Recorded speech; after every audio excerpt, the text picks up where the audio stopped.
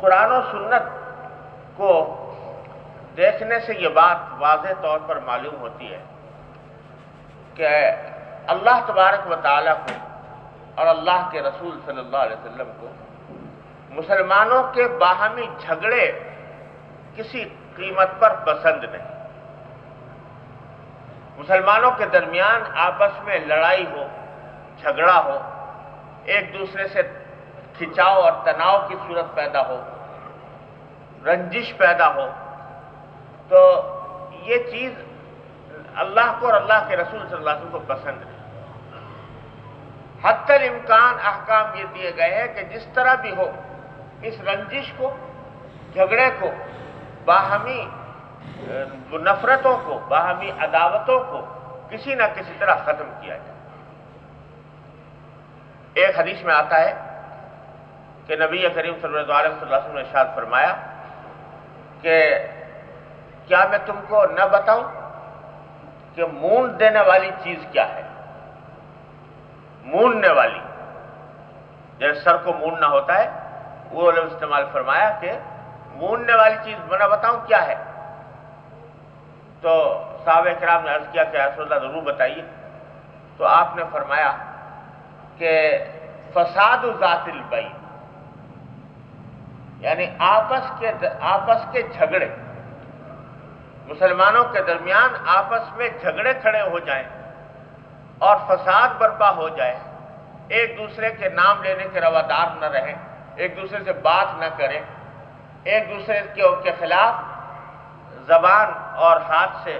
لڑائی کریں، تو ایسی یہ چیز جو ہے یہ فساد ذات البین، یہ مونڈ دینے والی چیز ہے۔ اور فرمایا کہ مونڈنے سے میری مراد یہ نہیں ہے کہ بال مونڈ دیتی ہے، بلکہ فرمایا کہ انہا تحلق الدین، یہ دین کو مونڈ دیتی ہے۔ یعنی انسان کے اندر جو دین کا جذبہ ہے، اللہ جل جلالہ اور اللہ کے رسول صلی اللہ علیہ وسلم کے ساتھ کی اطاعت کا جو جذبہ ہے وہ ختم ہو جاتا ہے۔ تو اس لیے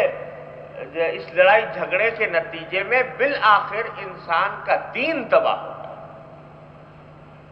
تو اس لیے فرمایا کہ اس سے بچو جس قیمت پر بھی۔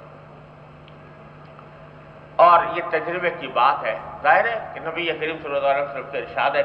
کس کو اس کے اندر شک ہو سکتا ہے اس کی صحت میں، لیکن تجربے سے بھی یہ بات معلوم ہوتی ہے۔ بزرگوں نے فرمایا کہ آپس کا لڑائی جھگڑا اور ایک دوسرے سے بغض رکھنا، عداوت رکھنا،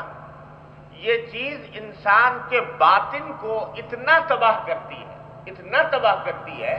کہ اس سے زیادہ باطن کو تباہ کرنے والی چیز کوئی اور نہیں،